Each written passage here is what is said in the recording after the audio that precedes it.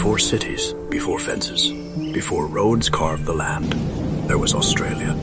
Vast, ancient, and walking upon this land was the emu.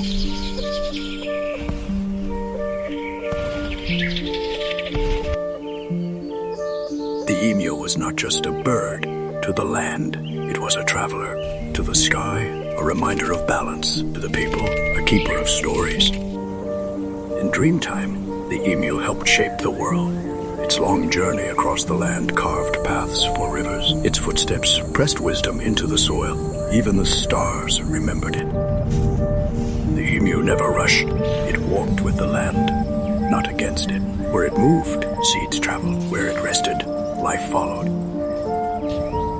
When humans came, they learned from the emu when to move, when to wait, when the land needed rest. The emu did not rule Australia. It belonged to it. But time changed. Steel cut the land. Fences blocked ancient paths. And the emu, still walking as it always had, met a world that no longer listened. Humans tried to fight the emu. Machines roared, bullets flew, but the emu ran. Unbroken, unstoppable, the land chose the emu. Today, the emu stands beside the kangaroo, symbols of a nation that moves forward, never backward. The emu still walks, still remembers, still carries Australia in its lungs.